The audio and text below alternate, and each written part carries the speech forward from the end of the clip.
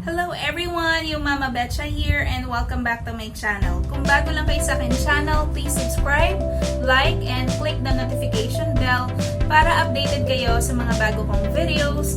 At kung bago lang ulit kayo sa akin channel but you're interested to sell sa Lazada platform, I created a video summary na ang title po is How to Sell with Lazada, Your Basic Guide and Summary.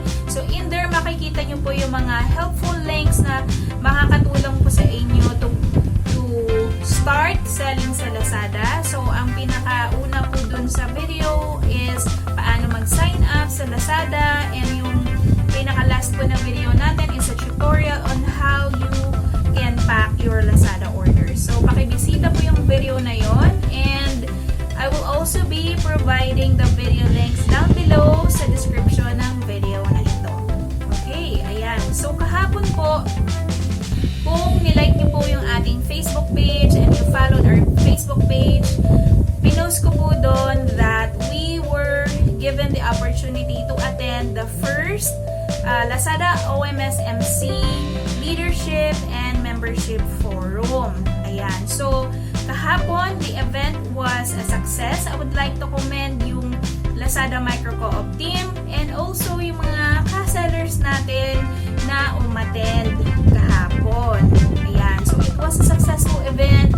I feel empowered. I feel valued as a micro seller dahil kahapon po, sa mga hindi po naka-attend, mabigyan ko lang po kayo ng idea kung ano yung mga nangyari kahapon. There will be a big change happening in the next few months. Ayan. So, it is for the benefit, of course, ng mga member ng kooperatiba, and these changes involve more on the management side. Ayan, kung paano tayo i-manage bilang member ng co-op, and of course, yung mga benefits natin bilang member ng online micro-seller marketing cooperative ng Lazada. Ayan, so antabayanan po ninyo yan, and supportaan po natin ang Lazada micro-seller. Ayan, and special mention lamang po sa team ni Sir JP and also ni Miss Neil. Congratulations po for having a successful event kahapon. Ayan, great job po for doing it and for accommodating all of the ka-sellers and their families in yesterday's event. Ayan. Anyway, so in today's video, as promised sa aking post, I'm going to talk about yung payout and yung mga bank information. Ayan. I think this is the time na gawan natin ng sariling content or sariling video dahil ito yung mga katanungan na nakukuha ko, yung mga frequently asked questions sa ating channel and of course dun sa ating Facebook page. So ito yung mga comments ng ating mga bagong sellers and of course yung mga interesado pong magbenta sa Lazada. So I hope na panoorin nyo po yung video na to, and so you would at least know kung ano yung nga ba yung mga basic na mga things that we need to know before selling sa Lazada. Okay? So if you wanna know more kung ano yung mga bank information na pwede, kung ano yung mga Banko, tsaka yung mga payout information, ayan, please keep on watching.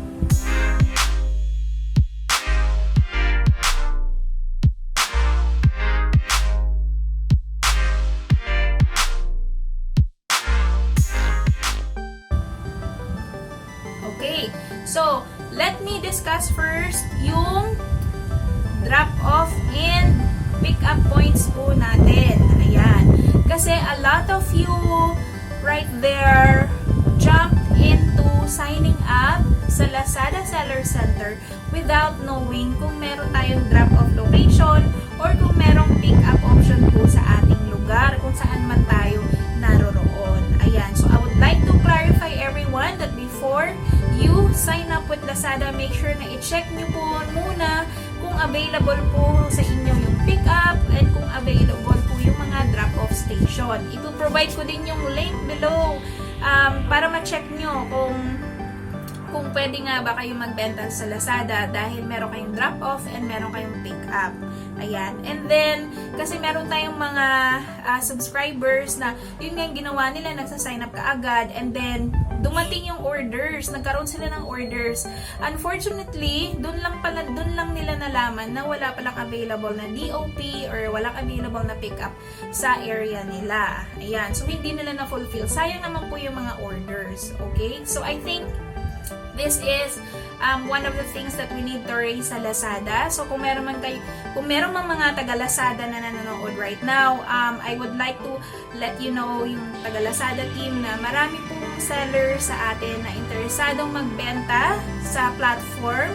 Unfortunately, wala pong available na DOP or pickup. So, sana po bigyan nyo po yung mga areas natin na mga drop-off, saka pick-up, para naman po makapagbenta po yung mga interesado sa ating platform. Okay? Ayan. And then, so that's one thing that you need to check before you sign up with Lazada. Okay? And then, number 2 that I would like to discuss is yung usapang payout. Ayan, di ba? Pag sinabi natin payout, ayan, kaperahan yan, di ba? Sino naman po dyan ang, di ba, ang ayaw sa kaperahan or ayaw sa payout? Okay?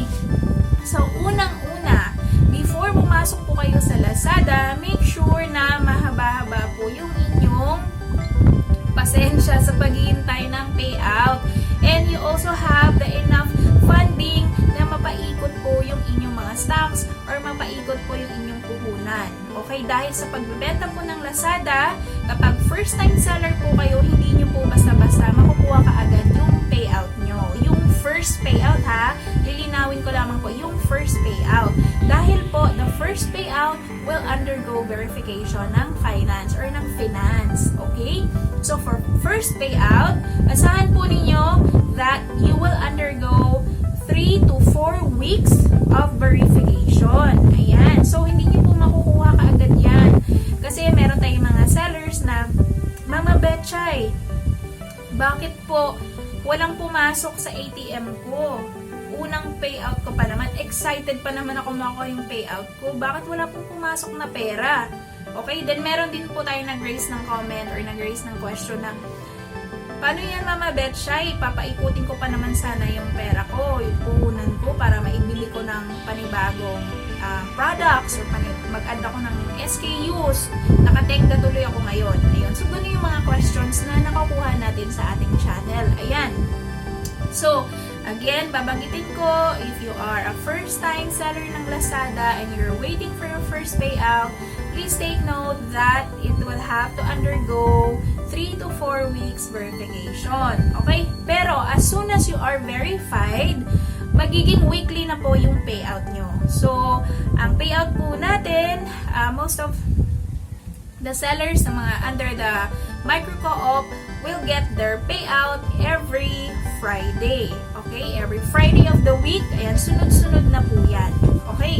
But, for any finance concerns, nais ko lang din pong i-reiterate na for any payout concerns, any finance concerns, i-raise nyo na po kaagad yan sa finance department. Huwag nyo na pong i-chat yung partner support, okay? Kasi you will only be wasting your time chatting with partner support because the partner support will only be forwarding you, will be endorsing you sa finance. Ayan. So, i-email nyo na lang po kaagad. The email address is finance@microsellerscooperative.com, and the finance team will be happy to assist you kung ano may mga payment or yung mga payout concerns nyo. Okay? Ayan. So, ang pangatlo nating tatalakayin in today's video is of course, ano nga ba yung mga bangko na tinatanggap for bank transfer bilang payout natin as a seller.